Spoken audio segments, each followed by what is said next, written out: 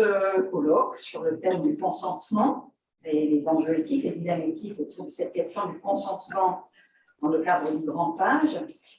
Comme vous l'avez vu, on a travaillé donc, en collaboration avec la Fédération Gérontopole et l'idée c'était d'avoir à la fois un temps de conférences pour poser un certain nombre de concepts, d'idées à deux voix, ce qui permettra aussi un dialogue, et puis deux petits temps d'échange autour de situations concrètes qui seraient plus impliqués à pouvoir discuter autour de ces situations concrètes et de déployer un peu ce concept à partir du vécu, probablement, de situations que vous connaissez aussi dans le quotidien de votre profession.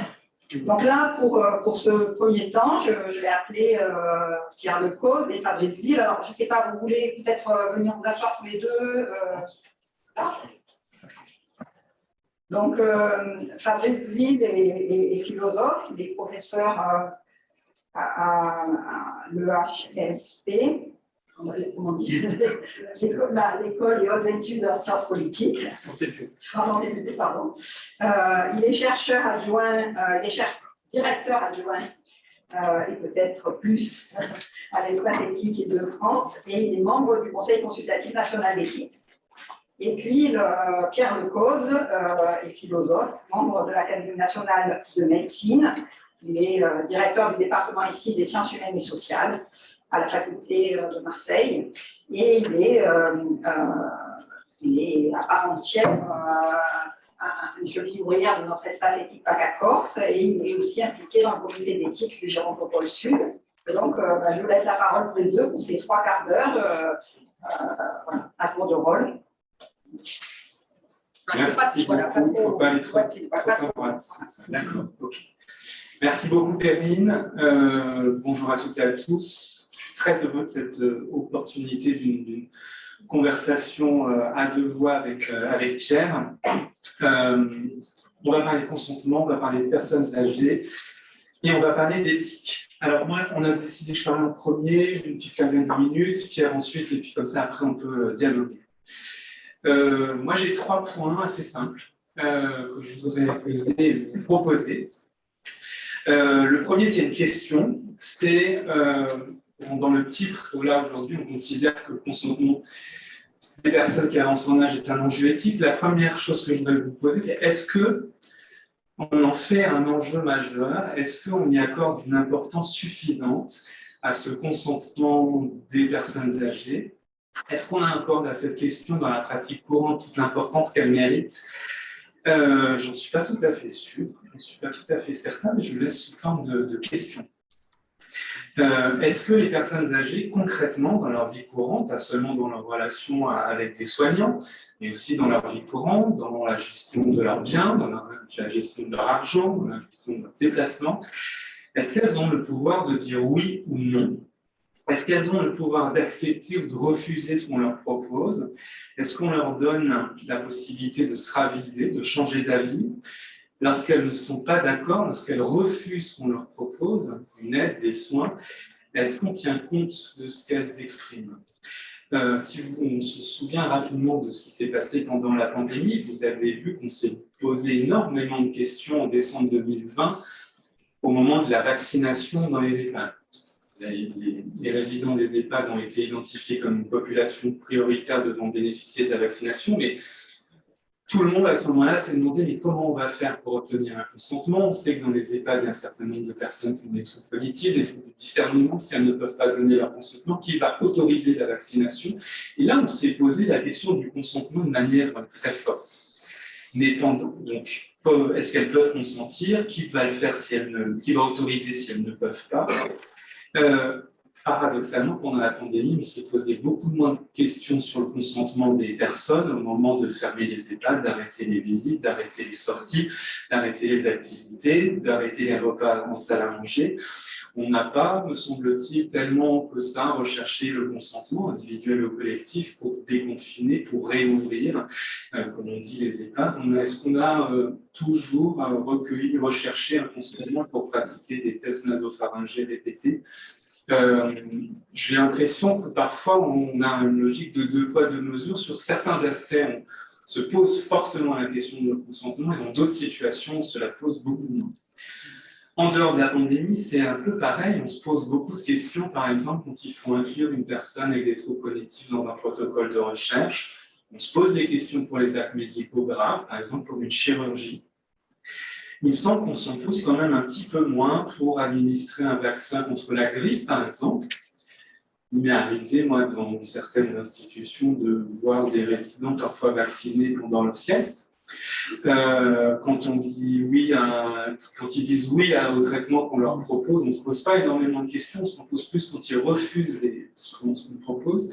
Et puis dès qu'une personne âgée, surtout si elle est trop cognitive, et a fortiori si elle est en tutelle, dès qu'elle dit non, je ne veux pas ce que vous me proposez, je ne veux pas de passage d'infirmière à mon domicile, je ne veux pas de service d'aide à domicile, immédiatement, le réflexe de tout le monde est de dire elle est dans le déni, ou elle est anosognosique, elle ne comprend pas sa situation, ses besoins, et c'est pour ça qu'elle refuse des aides évidemment nécessaires qu'on lui propose. Autrement dit, c'est mon premier point, c'est que la question du consentement, elle est centrale, mais il me semble que par rapport au consentement des adultes ou des majeurs plus jeunes, dans le cas des personnes âgées, et notamment lorsqu'elles on soupçonne qu'elles ont des troubles cognitifs, cette question, elle passe parfois concrètement au second plan. On pourrait se demander pourquoi. Pourquoi elle passe au second plan? Alors peut-être parce que, d'une part, dans certaines circonstances, il n'y a pas vraiment d'alternative, quand c'est au choix du lieu de vie. Donc ça ne tient plus à domicile et qu'il n'y a pas d'alternative à part une entrée en établissement. Peut-être que parce que ça prend du temps, que recueillir véritablement un consentement, ça suppose un dialogue assez long, assez approfondi. Ce temps, on en manque. Probablement aussi parce qu'on est pétri de stéréotypes sur le vieillissement et sur les troubles cognitifs. On imagine que parce qu'une personne est âgée, elle a des troubles cognitifs. Donc la plupart des personnes qui vieillissent statistiquement peuvent avoir un ralentissement de la pensée, peuvent avoir besoin de plus de temps pour intégrer des informations et faire connaître leur volonté, mais elles conservent des capacités cognitives intactes. Peut-être parce qu'on a aussi des idées fausses de ce que c'est qu'une mesure de protection juridique et qu'on imagine quand quelqu'un est en tutelle, le tuteur pourra décider à sa place de tout. Moi, j'ajoute une autre hypothèse. Si parfois on minimise cette question du consentement dans le grand âge, est-ce que ce n'est pas tout simplement parce qu'on a le pouvoir de prendre des décisions pour ces personnes? On a concrètement le pouvoir de décider, pas sans elle, mais on est dans une situation d'un rapport de force qui ne n'est pas favorable et ça peut faciliter cela. Je mets ça sous forme de question, on pourra évidemment en discuter. Mon deuxième point, il est sur la question, je prends le contre-pied de ce que je viens de vous dire, et je me pose la question de savoir si c'est vraiment le consentement en tant que tel qui est l'enjeu éthique fondamental dans cet accompagnement, et je vais me demander si c'est vraiment en tant que tel le nœud du problème. Pourquoi je vous dis ça? Je vais à rebours de ce que j'ai pu lire et écrire, mais je vais vous montrer qu'on peut approfondir cette question. Pourquoi je vous dis ça? Pourquoi est-ce que c'est peut-être pas le consentement en tant que tel qui est fondamental? D'abord parce qu'il y a des fois où il est présent, où vous avez un consentement, la personne donne un consentement, sans que ce consentement ait véritablement de valeur, ni égale ni éthique, soit parce qu'il n'est pas véritablement éclairé, soit parce qu'il n'est pas véritablement libre. On dit ce n'est pas le consentement qui est important, c'est son caractère éclairé, informé, au moins partiellement, et libre, au moins partiellement, non contraint. Par exemple, si on vous donne, et ça arrive dans la vie courante, et nous-mêmes le faisons, on donne un consentement, une autorisation, sans une véritable compréhension ni de notre situation ni des enjeux. La personne acquiesce, mais elle n'a pas tout à fait bien compris, elle a peur de demander des précisions, elle a des troubles du jugement qui empêchent sa bonne compréhension. Vous avez aussi des situations où les capacités de discernement sont présentes, mais il n'y a pas de véritable adhésion. Le consentement ne peut pas être dit véritablement libre. La personne se résout à ce qu'on lui propose, elle cède, elle se résigne parce qu'elle se range à l'avis de celui ou celle qui a parlé le plus fort, parce qu'elle a été habilement manipulée, parce qu'on l'a convaincue avec des arguments qui ont emporté, mais ce n'est pas véritablement son choix qui s'exprime dans ce qu'elle vous dit. Alors, pour vous sortir du champ de la santé, mais pensez à certains démarcheurs qui veulent absolument vendre un certain nombre de choses. Par exemple, vous voulez vendre un canapé à une vieille dame qui vit seule chez elle, vous sortez votre canapé du camion, vous lui demandez si elle veut un canapé, vous dites non, je n'en ai pas besoin. Attendez, je vais quand même vous montrer, puis vous rentrez le canapé, vous le mettez dans le salon, vous le déballez, et au bout d'un moment, si votre stratégie de vente, je ne sais pas des exemples fictifs que je raconte, c'est des choses qui arrivent, si votre stratégie de vente est efficace, simplement à un moment donné, elle se sent plus autorisée à vous dire non, parce que vous avez déballé le canapé, il est là, il est installé, et elle va vous faire le chèque si vous êtes assez astucieux, parce qu'elle a plus cette capacité de renoncer. Ça s'appelle évidemment de la maltraitance financière, en l'occurrence. Vous pouvez penser aux abus de faiblesse, aux captations d'héritage. La personne n'a pas forcément dit non. Elle peut vous avoir dit oui, parfois du bout des lèvres, mais ce n'est pas vraiment elle qui a fait les menaces. On considère qu'elle est sous influence et que le consentement n'est pas présent. Donc ça, c'est mon premier point. C'est peut-être que le consentement, en tant que tel, il ne vaut pas grand-chose. Vous pouvez l'extorquer, vous pouvez ruser, vous pouvez l'obtenir par tout un tas de moyens. C'est son caractère libre et éclairé qui importe. À l'inverse, je crois qu'il y a des situations où le consentement est absent, sans que ce soit véritablement un problème. On en a fait quelque chose qui est comme une condition des soins, mais repensez à la période Covid, repensez à décembre 2020, on priorise les résidents des EHPAD pour recevoir les vaccins, et on se dit, il y en a certains qui ne vont peut-être pas pouvoir consentir de manière libre et éclairée, c'est-à-dire comprendre les enjeux, leur situation et acquiescer ou non au vaccin. Et on se dit, on va demander à des tiers, et s'il n'y a personne, s'il n'y a pas de mandataire, mandaté, judiciaire mandaté pour une protection de la personne, s'il n'y a pas de personne de confiance, s'il n'y a pas de proche, là, on peut agir, on peut médicalement agir hors situation d'urgence à partir du moment où vous démontrez qu'il y a une nécessité médicale à agir. Quelle peut être la nécessité médicale à vacciner une personne âgée dans un EHPAD, même si elle ne peut pas consentir? Il y a une probabilité qu'elle soit exposée au virus. Si elle contracte le virus, il y a une forte probabilité qu'elle fasse une forme grave de la maladie. Si elle fait une forme grave de la maladie, il y a une probabilité assez élevée qu'elle en décède. Et ça peut suffire, éthiquement, juridiquement, à légitimer le fait de la vacciner, même si elle n'est pas en capacité de vous donner un consentement, et même si des tiers ne sont pas en capacité de vous donner une autorisation. Et d'ailleurs, il y a beaucoup de témoignages de soignants de terrain. Lucie Le Chevalier-Hurard, qui est une sociologue, avait étudié ce qui se passe en USMD notamment, et en EHPAD, elle dit, mais les aides-soignantes, elles passent leur vie à être parfois dans des interactions avec des personnes sur les soins de la vie courante. Est-ce qu'on fait une toilette? Je vais venir vous faire la toilette, je vais revenir vous laver le visage, je vais vous assister pour la douche, où il n'y a pas véritablement d'interaction, c'est très difficile d'entrer en relation, et où elles demandent des autorisations aux personnes qui ont des difficultés pour leur donner. Lucie Le Chevalier-Hurard avait appelé ça « être présent auprès des absents ». Être présent auprès des absents, c'est une façon, on pourrait discuter la façon dont c'est décrit, et ça n'empêche pas le travail du soin.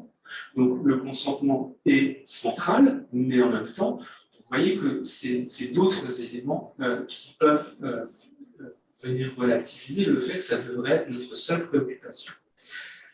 Alors, tout ça pour dire qu'à mon avis, si un enjeu éthique du consentement ou un dilemme éthique autour de la question du consentement, moi j'en formulerai trois, une fois que j'ai dit ce que je viens de dire. Il me semble que la première question, c'est comment pouvons-nous faire pour apprécier de la manière la plus rigoureuse possible si quand une personne vous dit oui ou non, ce qu'elle vous exprime est véritablement libre et clair.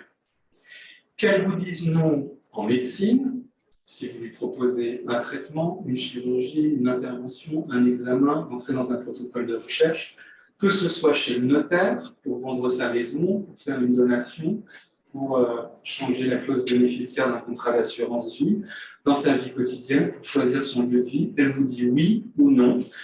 Vous avez l'impression qu'elle a une appréhension seulement partielle de sa situation. Comment vous faites pour vous assurer que son choix, le souhait qu'elle exprime, la préférence ou le refus qu'elle exprime est à la fois éclairé, qu'elle choisit, elle vous dit oui ou non en connaissance de cause, Et comment vous faites pour vous assurer qu'elle ne fait pas l'objet de pression et que c'est vraiment elle qui vous dit oui, et qu'elle n'a pas été manipulée par un tiers, que c'est sa volonté à elle qui s'exprime dans ce qui est dit et pas la volonté d'un tiers. Quelques années, on a travaillé sur ces questions avec le Conseil supérieur du notariat, parce que les notaires, évidemment, sont confrontés à ce genre de questions, pour examiner si un consentement est véritablement libre. La meilleure façon que vous allez le faire, c'est ce qu'on avait appelé la règle d'or, c'est essayer de voir la personne seule à un moment donné de l'entretien. Pas tout le temps, parce que ses proches l'aident, ils la soutiennent à se souvenir de quoi il est question, à interagir avec le professionnel, donc pas seul tout le temps, mais essayer de l'avoir seul à un moment donné, ça permet de tester la liberté du consentement. Et sur son caractère éclairé, vous pouvez vous poser quelques questions simples. Qu'est-ce qu'elle comprend de sa situation?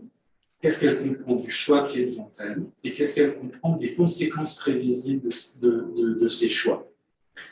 Vous lui expliquez sa situation, par exemple, voilà quelles sont, ou quel est votre état de santé, ou quel est votre situation financière, les options qui sont devant elle, santé, être traité, ne pas être traité, faire une donation, faire un testament, et les conséquences prévisibles. Est-ce qu'elle comprend à peu près à quelle est sa situation, quelles sont les options et quelles sont les conséquences? Et est-ce qu'elle est capable de vous le redire avec ses propres mots? Vous lui avez expliqué, est-ce qu'elle est capable de vous reformuler avec ses propres mots sa situation, les options et les conséquences prévues? Deuxième question, différente de l'appréciation du caractère libre et éclairé des décisions, qu'est-ce que vous pouvez faire quand vous avez le sentiment que la personne n'est pas capable de prendre la décision de manière suffisamment libre et éclairée? Traditionnellement, on a tendance dans ce cas-là, soit à ne plus tenir compte de ses préférences et à se dire là c'est une logique de meilleur intérêt qui agit, c'est un tiers qui va prendre des décisions pour elle et qui va décider en fonction de ce qu'il considère être dans son meilleur intérêt à elle, objectif si vous voulez, ou alors on va voir quelles sont les préférences qu'elle a exprimées dans le passé.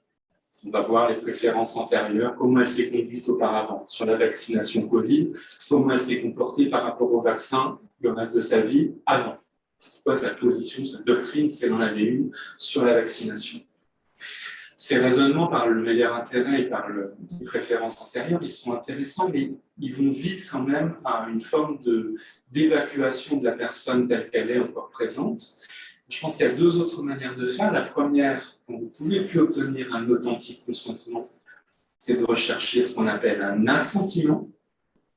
Un assentiment, c'est un accord fondé sur une compréhension partielle de la situation, sur une compréhension partielle des enjeux et des conséquences de la décision. C'est peut-être pas un authentique consentement comme on l'attendrait dans d'autres circonstances, mais ça permet d'aller à la recherche de la volonté de la personne et de ce qu'elle a exprimé. Première option. Et deuxième option, vous pouvez, au lieu d'aller voir ce que la personne aurait souhaité par le passé, regarder la personne telle qu'elle est aujourd'hui et vous demander qu'est-ce qui compte à ses yeux. Qu'est-ce qui compte dans sa vie aujourd'hui? Qu'est-ce qui lui crée de la tristesse ou de la joie? Qu'est-ce qui la rend heureuse ou malheureuse? Qu'est-ce qui fait qu'elle a envie de se lever le matin? Qu'est-ce qui fait que sa vie continue encore d'avoir un sens, une saveur, un intérêt à ses yeux? Et si vous vous posez cette question-là, vous allez être à l'écoute de ce qui lui importe, de ce qui compte pour elle. Et dans les décisions que vous allez prendre, vous allez pouvoir tenir compte de ce qu'on peut appeler ici ses valeurs, ses préférences, même si elle a du mal à articuler ce qui lui importe à une décision particulière. Mon dernier point, et ce sera aussi ma conclusion, c'est que peut-être que la notion de consentement aux soins a notamment été intégrée en France à part dans la loi du 4 mars 2002, mais est-ce qu'on n'a pas aussi besoin là, de réactiver notre rhétorique, de réactiver notre sémantique? Et est-ce que l'enjeu, c'est respecter le consentement d'autrui, en l'occurrence le consentement de la personne qui avance en âge, ou est-ce que l'enjeu, c'est de renforcer son pouvoir d'agir, de renforcer son pouvoir de choix, de renforcer la personnalisation de l'accompagnement et des aides, est-ce qu'on ne peut pas être plus ambitieux que respecter le consentement? Parce que finalement, quand je vous demande de consentir à quelque chose, je vous demande de dire oui ou non à une question que moi je vous pose. Ce n'est pas vous qui venez avec un souhait, une volonté, une préférence, une demande. C'est moi qui ai imaginé des options, qui vous les propose et je vous demande de consentir. Oui ou non. Dire que l'enjeu, c'est peut-être pas seulement de respecter ou de favoriser ou de soutenir ce consentement, mais de renforcer le pouvoir de choix, le pouvoir d'agir, le pouvoir de décider, je trouve que c'est intéressant parce que ça nous montre au moins deux choses qu'on ne voit pas du tout dans tout ce que je vous ai dit depuis un quart d'heure. La première, c'est que ce pouvoir de choix, il dépend quand même de l'éventail des possibles. Et travailler à respecter le consentement des personnes âgées, c'est aussi faire en sorte qu'elles aient des opportunités réelles. Si, quand le soutien à domicile atteint ses limites, il n'y a pas d'autre option que d'aller dans un établissement d'hébergement qu'on n'a pas forcément choisi, qui peut être loin de chez soi, qui ne correspond pas à ce qu'on voulait, et faire tout ce que vous voulez. Je vois mal comment vous pouvez réellement dire que vous respectez le consentement de la personne, vous tenez compte de sa volonté. Donc il y a un enjeu aussi seulement dans la relation à la personne, mais dans les options qui sont possibles sur un territoire donné, dans une ville, dans un quartier, dans un département, dans une région, faire en sorte qu'il y ait une matière à choisir, qu'il y ait des choses différentes possibles et qu'on ne soit pas dans un tunnel, et que dès lors que vous remplissez certaines caractéristiques, votre parcours est tout tracé. Et la deuxième chose, me semble-t-il, qui apparaît quand on dit pouvoir d'agir et pas seulement respect du consentement, le pouvoir de décider, c'est que tout d'un coup, on ouvre une possibilité de choisir et de décider à plusieurs. Il y a des EHPAD, en mai 2020, où les directeurs ont réuni les CPS, parfois même ont fait voter les résidents pour savoir si elles voulaient déconfiner ou pas l'établissement.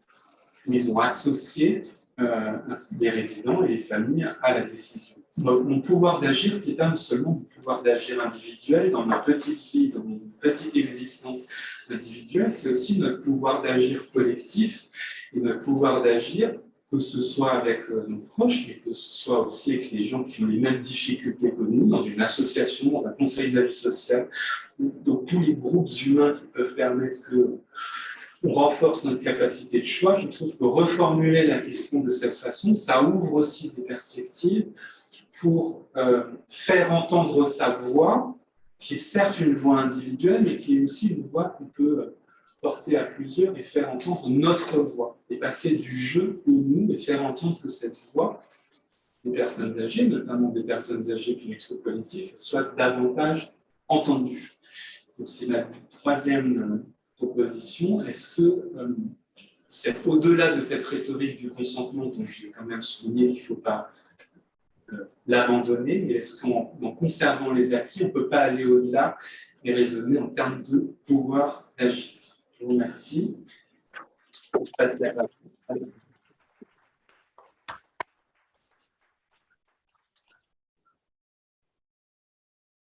Merci Patrice de nous avoir si avantageusement éclairé sur les aspects éthiques de cette problématique. Et ainsi qu'on en avait convenu en amont de cette intervention, je vais compléter les aspects sémantiques et terminologiques pour avancer aussi dans notre après-midi, en commençant par revenir un instant sur l'étymologie du terme. Consentir, c'est sentir avec, ce qui nous place sur le terrain des affects. Quand on dit de quelqu'un, je ne le sens pas, ou il y a un bon feeling avec cette personne, on veut signifier qu'il y a une dimension empathique, intuitive et affective qui entre en jeu dans le consentement. Mais comme l'a fort bien rappelé Fabrice à l'instant, se sentir bien avec l'autre ne signifie pas nécessairement consentir de façon éclairée, puisque un vendeur de canapé, mais ça peut être vrai aussi d'un manipulateur, d'un gourou, d'un imposteur, peuvent créer un climat de confiance et me faire librement adhérer à ce qu'ils attendent de moi. Donc, il faut que le consentement se situe non pas simplement sur le terrain de l'affectivité, mais aussi sur celui de la rationalité. Et pour qu'il soit rationnel, il faut qu'il soit éclairé, cette clairvoyance qui consiste pour le médecin à rendre disponibles des informations, à transférer des informations disponibles aux patients. On remarque que juridiquement, on parle de consentement libre et éclairé, et naguère, on disait qu'on devait obtenir un consentement approximatif. L'information devait être approximative. Et puis les associations se sont émues de ce terme qui paraissait inapproprié. Pourquoi l'information devrait-elle être approximative ? Ne nous prenez pas pour des débiles. Hein. Mais quand même, ce mot d'approximation signifiait que l'information, dans sa froide rationalité, n'est pas accessible à quelqu'un qui n'a pas fait d'études de médecine. Et donc, on a remplacé approximatif, qui laissait trop de place à l'indétermination, par le caractère approprié de l'information, c'est-à-dire que le médecin doit faire un effort pour rendre son savoir accessible à la personne. Ça veut dire que, comme l'a bien dit Fabrice, il faut qu'il y ait un jeu de questions-réponses. Parce que informer, ce n'est pas mettre une lettre dans une boîte. On ne déverse pas du savoir dans un esprit, mais on interagit parce que le consentement tel qu'il nous est familier aujourd'hui, c'est une procédure. Voici un document signé là. Bon, mais là, ce consentement qui est réduit à une procédure n'a pas de sens. On substitue la procédure au processus. Le consentement, c'est un processus qui s'inscrit dans la durée, dans le temps.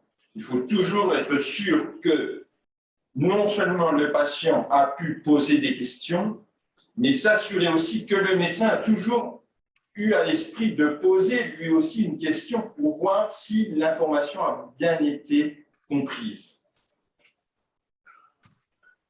Et puis, comme cela a été dit aussi, on parle de consentement libre et éclairé. Or, l'idée de liberté suppose, comme cela a été rappelé, la possibilité de refuser un soin. Or, justement, le consentement est un terme ambigu, parce que consentir, c'est quelque part approuver. Consentez, vous, pour prendre pour époux, il y a peu de chances qu'on dise non le jour du mariage. Hein, on est déjà quand même sur les rails. Et puis, le consentement, je dirais que c'est un peu une autonomie au rabais. Parce que quand un chirurgien me demande « Voulez-vous subir cette lourde opération ?» ou bien vous avez le choix, gardez votre qualité de vie médiocre. Voilà, vous avez le choix entre ne pas vous faire opérer, mais là, ça risque de se chroniciser, de s'aggraver, votre mal. Ou bien vous faire opérer, mais attention, il y a des risques. Ça ne marche pas à tous les coups. Donc là, vous êtes libre. Vous êtes libre. Oui, je dois bien vous y voir. Vous êtes libre. Oui, je suis dos au mur, acculé. Donc c'est pour ça que c'est un petit peu ce consentement, une autonomie au rabais. Un plan B de l'autonomie. Mais c'est très important de se rappeler que le consentement, si on veut qu'il ait du sens, soit assorti de la possibilité d'être refusé. Mais je n'aime pas trop le mot refus non plus, parce que je refuse le soin. Il y a quelque chose d'un peu sévère dans cette notion de refus. On dirait que le feeling dont je parlais tout à l'heure s'est brisé. Donc, il faudrait plutôt dire que le patient décline la proposition du médecin. J'apprécie tout à fait le traitement que vous me proposez. Il me paraît tout à fait judicieux, mais me connaissant, moi, avec mon expertise de patient, l'expertise de ma propre vie, je ne le sens pas. Alors maintenant, je reviens pour finir sur le consentement appliqué au domaine des personnes qui ne peuvent pas facilement consentir pour une question de santé mentale, pour des questions de souffrance, pour des problèmes cognitifs ou autres. D'abord, on peut considérer que le consentement, il existe au pluriel. Il y a différentes modalités de consentir. Je dirais, il y a le consentement fort, il y a le consentement faible. Le consentement fort, c'est l'approbation sans réserve. Imaginez par exemple que je veux donner mon sang, je vais à l'établissement français du sang, on me demande si je suis d'accord pour donner mon sang. Ben oui, la preuve, je suis là. Donc là, on est dans le prototype du consentement idéal, absolu. J'approuve tout à fait que vous preniez mon sang. Ça, c'est le consentement fort. Et puis, il y a l'autre extrémité, il y a du consentement faible. Vous avez un frère ou une sœur qui est en insuffisance rénale, a besoin d'un rein. Vous êtes histocompatible. Consentez-vous, vous êtes libre, à donner à votre frère ou votre sœur un rein. Donc là, c'est le consentement faible. Le consentement présumé aussi peut être considéré comme un consentement faible.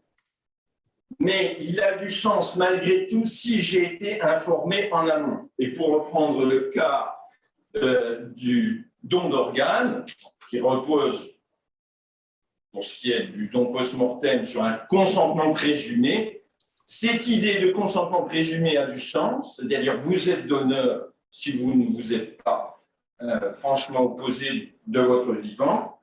Ce consentement a du sens si j'ai quand même été informé. C'est-à-dire que j'ai vu des campagnes de dons d'organes, l'agence de biomédecine m'a vraiment informé qu'il y avait ce registre du refus. Sinon, c'est vraiment un consentement très faible. Alors, il y a des consentements que je dirais, des consentements incités ou des consentements insufflés. Par exemple, pour les vaccins, après tout, avec le pass sanitaire, on gardait quand même une forme de liberté. Vous pouvez refuser de vous vacciner, seulement vous n'irez pas au restaurant, au cinéma, etc. Mais c'est un consentement insufflé. On vous invite délicatement à accepter. Cet exemple du vaccin est également intéressant pour montrer que pour consentir, on n'est pas obligé de tout comprendre. Je voudrais bien trouver dans la salle quelqu'un qui me réexplique, là, dans les minutes qui viennent, le principe du vaccin à ARN messager. Moi, on me l'a expliqué, j'ai compris sur le moment, mais 3 semaines après, je ne comprenais déjà plus rien. Donc, on n'est pas obligé de comprendre pour consentir. C'est là qu'il faut distinguer l'autonomie de pensée et l'autonomie de volonté. Autonomie de pensée, j'ai bien compris, j'ai réfléchi, je prends ma décision après mûre réflexion. Et puis le consentement de volonté, je veux me faire vacciner, j'ai confiance dans la communauté scientifique. Et finalement, on prend un choix rationnel alors même qu'on ne comprend pas le principe du vaccin. Mais notre rationalité, c'est une rationalité statistique. On regarde parmi tous les médecins-chercheurs, tous les scientifiques, qui dit quoi, on voit qu'il y a une majorité en faveur de l'innocuité de ce vaccin, et donc on choisit de façon rationnelle de se vacciner. Ce n'est pas parce qu'on ne comprend pas qu'on n'est pas rationnel. Alors, revenons à, maintenant, et pour finir, au cas des patients qui ont un trouble cognitif. Est-ce qu'ils peuvent consentir? Ils peuvent donner un consentement faible. Comme l'a rappelé Fabrice, il y a des formes d'expression non verbale qu'on peut considérer comme des formes inabouties, imparfaites de consentement, mais je trouve que même avec des personnes qui ont de graves troubles cognitifs, il faut quand même faire l'effort de sauver l'honneur du consentement. Moi, personnellement, si je vois un document avec des coordonnées, nom, prénom, des indications, et qu'en bas de la page, il n'y a pas la signature, ça me gêne. Alors on me dira, oui, mais la personne n'a plus tout à fait sa présence d'esprit. Qu'est-ce que vous voulez qu'elle signe? On peut peut-être faire quand même un petit effort pour la faire signer, même si elle ne signe pas dans la bonne case, même si ça ne ressemble pas à son ancienne signature, même si elle a à moitié déchiré le papier, ça ne fait rien. Il y a quand même une trace qu'on a essayé de faire quelque chose ensemble. Ça, je trouve que c'est faire honneur à la dignité de la personne que de lui permettre de laisser une petite trace, parce que, comme disait Sartre, hein, l'homme n'existe qu'à travers ses actes. L'homme n'est que la série de ses actes. Il faut qu'il agisse. Et le philosophe allemand Hegel a analysé dans des pages profondes l'émerveillement de l'enfant qui jette un caillou dans l'eau. L'enfant de bas âge, il voit des cercles concentriques sur l'eau et il est émerveillé. Eh bien, dit Hegel, l'humain, il est là, dans le fait de pouvoir apporter des changements dans le monde extérieur. Parler du sens tout à l'heure, introduire du sens dans son existence. Donc, tout être humain, jusqu'au bout de sa vie, quelle que soit sa maladie, fait partie de la cité des hommes et doit pouvoir aussi inscrire son existence quelque part. On ne doit pas séparer l'esprit et la matière, ce que dit également ce philosophe Hegel, parce que la matière, c'est la matérialisation de l'esprit. On vit dans un monde humain façonné par des êtres humains, donc il faut aussi que l'individu malade, souffrant, puisse laisser sa trace dans le monde extérieur. Et puis je voudrais dire un dernier mot, c'est que le législateur français, puisqu'on est 20 ans après la loi Kouchner, le législateur français quand même a eu l'audace de dire que même sous l'effet de la souffrance, vous pouvez rester libre. Et ça, c'est le congé donné au paternalisme. Parce que le paternalisme, c'était la doctrine selon laquelle, quand vous souffrez, votre souffrance compromet l'exercice de votre autonomie. De là, le fait que le médecin prenait la décision à la place du patient. Et l'audace de la loi Claes-Leonetti a été de dire, vous souffrez, eh bien, malgré l'intensité de cette souffrance en fin de vie, vous gardez votre autonomie. D'ailleurs, moi, le législateur, je vous donne le droit à la sédation profonde et continue jusqu'au décès. Mais on n'imagine pas l'audace du législateur français qui a concilié la souffrance et l'autonomie. Et il se trouve qu'hier, j'étais à l'Académie dans un congrès franco-allemand, et vraiment les Allemands sont impressionnés de l'audace du législateur français qui a consacré ce droit à dormir avant de mourir, le droit à une fin de vie par une sédation jusqu'au décès. Voilà, je crois que le temps qui m'était imparti est désormais écoulé et je souhaite de beaux travaux à notre Assemblée. Merci. Merci à tous les deux. Je ne sais pas si dans la salle, certains voudraient réagir, demander des éclairages, rajouter et leur expérience, nous dire un petit mot sur ce que vous venez d'entendre. Bon, c'est la première cliente. Ah ben voilà, super. Merci, madame. Merci d'être avec ça. Madame Perrault, Association Alzheimer et dents. On est d'accord, là nous sommes 4 des actés de jour, la MAGA de la plateforme de répit. Nous sommes bien évidemment d'accord, mais on a quand même une difficulté, on a une juriste à côté de nous, entre obtenir un consentement volontaire, faire signer un papier, même déchiré et autres. Des fois, alors, c'est notre sentiment et nos valeurs. Et on a quand même du mal à le réaliser, à le faire faire. Alors, on essaye d'avoir un entretien seul.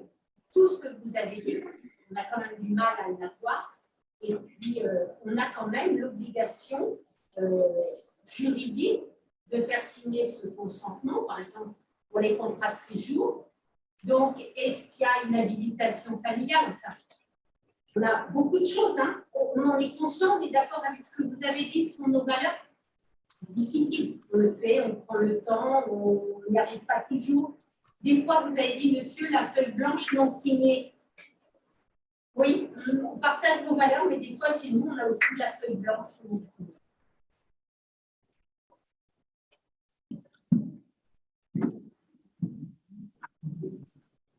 Alors, je pense que mon deuxième point, c'était une réponse à votre question, c'est de dire on n'a pas nécessairement besoin pour agir forcément de ça, de cette signature. Il y a des fois où vous ne pouvez pas l'obtenir. Et ça n'empêche pas nécessairement d'agir. Et si vous avez tout fait pour essayer de l'obtenir, que vous n'y arrivez pas, ben, ça ne bloque pas. Je ne crois pas que ça bloque. Et ça, se le dire, moi je l'ai découvert récemment. Très franchement, c'est l'épisode de vaccination Covid qui m'a fait comprendre. Et les juristes m'ont expliqué. Mais je n'avais pas compris ça. Mais il me semblait que c'était, en dernière instance, le consentement de la personne qui faisait qu'on pouvait y aller. En réalité, c'est plus subtil que ça, le droit français qui... après, la seule chose que moi qui me semble vraiment importante, c'est de dissocier capacité d'autonomie et capacité de décision.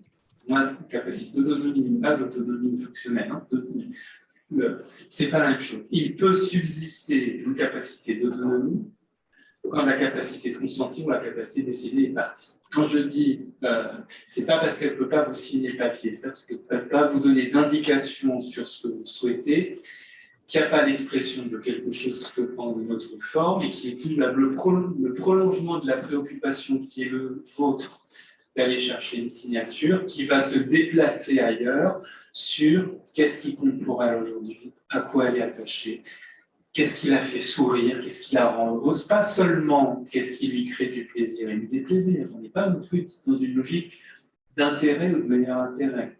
Pour parler bioéthique, on n'est pas dans une logique bienfaisance ou non malfaisance. On est dans une logique respect de la personne et de son identité singulière.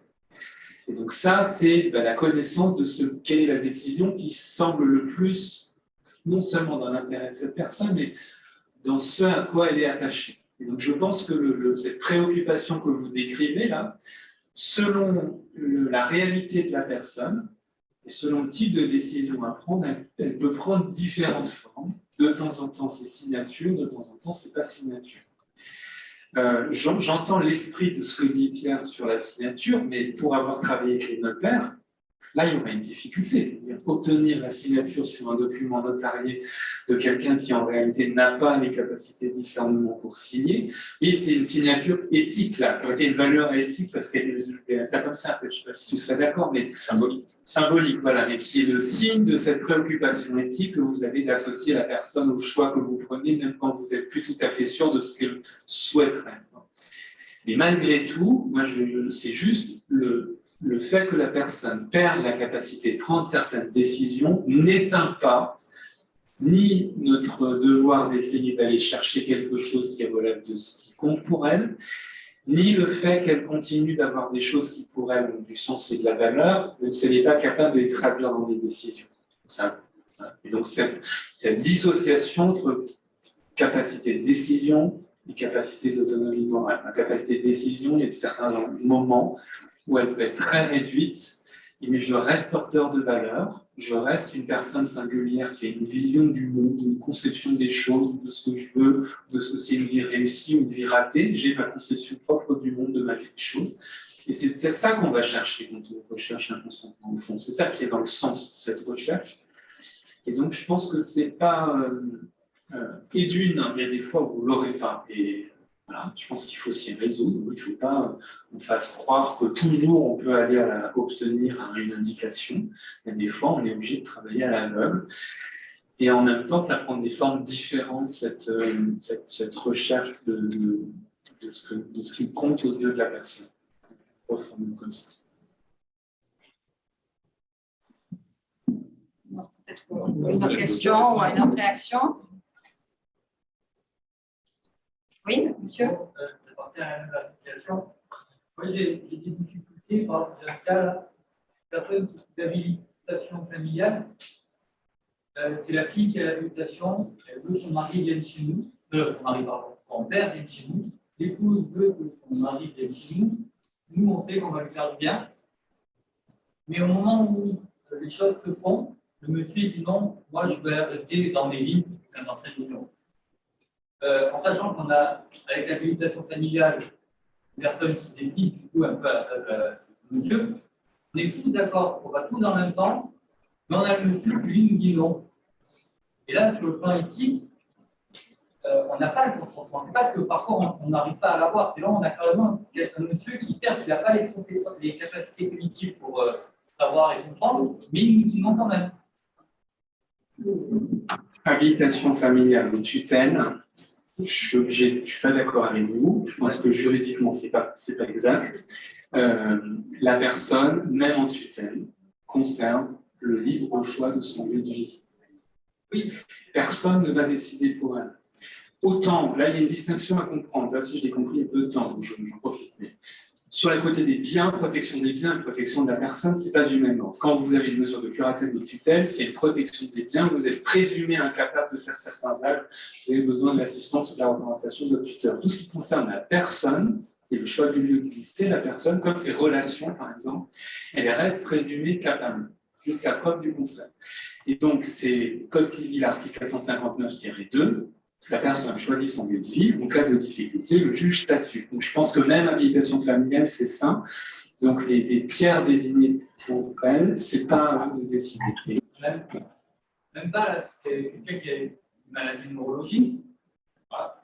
On sait qu'il ne comprend pas, en fait. Il ne comprend pas, voilà. On est d'accord. Mais justement, c'est là où je voulais en venir. C'est effectivement, qu'est-ce qu'on peut faire?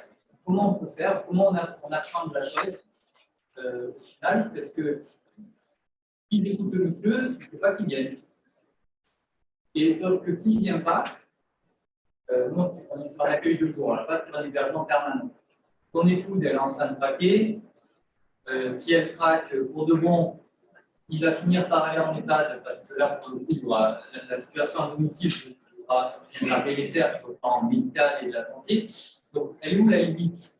Qu'est-ce qu'on fait, qu'est-ce qu'on ne fait pas dans le suivi de la volonté de la personne? Moi, je vais donner une réponse un peu générale à propos de l'éthique.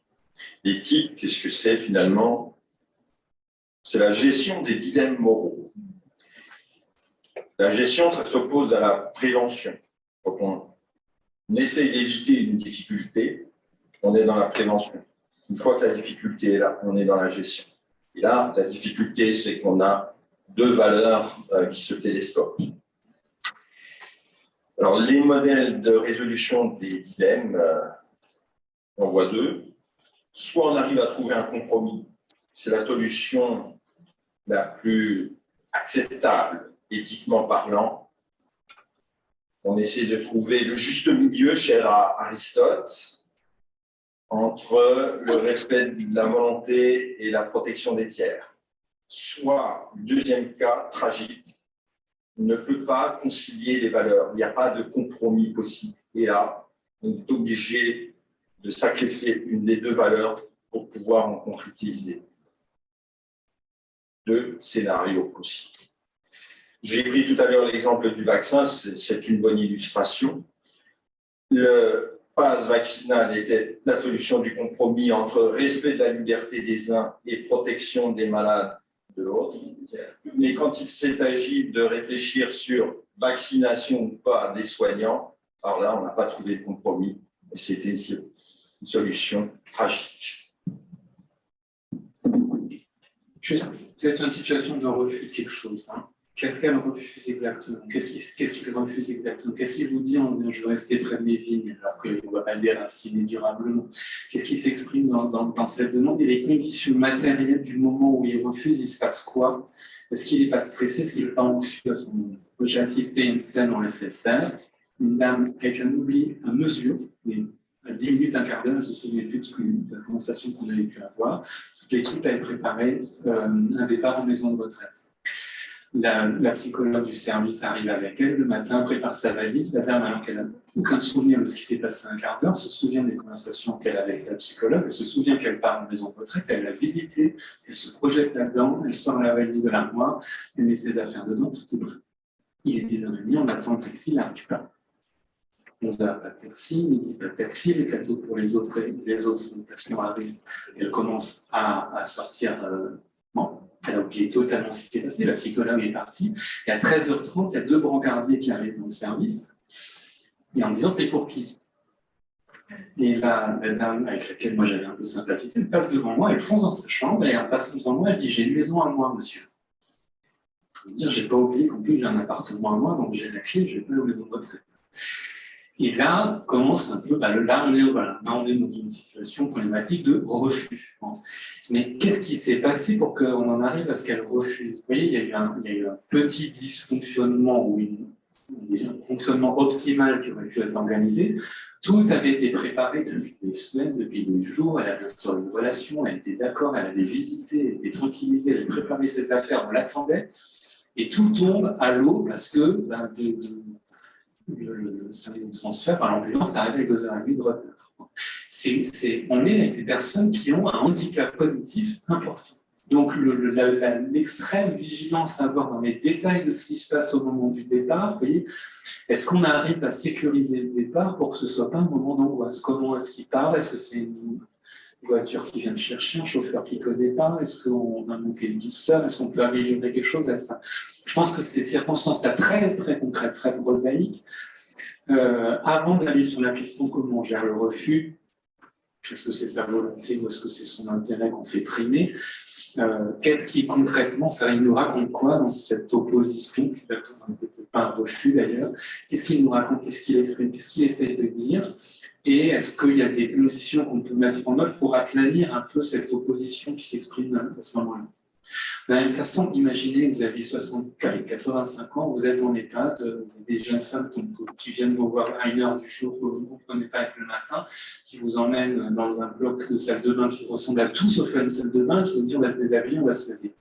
Si vous n'identifiez pas avec des capacités cognitives qui sont les vôtres, que vous êtes dans un EHPAD, que cette personne est une soignante, qu'elle veut que vous preniez votre douche parce que c'est le matin, que le matin on prend sa douche, vous allez nécessairement générer de la colère, du refus, de l'opposition et envoyer ça en comité d'éthique. Je ne suis pas sûr que nécessairement ça nécessite toujours un passage en comité. Au niveau de l'éthique, peut-être qu'on peut être en infra, mais je pense que c'est très éthique aussi comme questionnement, d'aller sur la compréhension, d'une herméneutique de ce qui est de cette opposition, qu'est-ce qui se raconte là-dedans, et 2, qu'est-ce qui pourrait très concrètement permettre peut-être d'aplanir les choses et de mieux comprendre pourquoi il y a une crispation à ce moment-là. Pour vous répondre, le monsieur très gentil nous dit j'ai passé une très bonne journée avec vous, c'est très bien, j'ai rien à reprocher à personne, au contraire, effectivement, c'est très bien, mais bon, demain vous allez travailler. Voilà. Donc merci, à la prochaine. Et c'est tout. Il n'y a pas de refus de déclin. C'est une illustration parfaite qui décline. Il manifeste une forme de politesse en plus. Écoutez, on va poursuivre parce qu'il y a la dynamique de la journée à garder. Voilà. Merci beaucoup.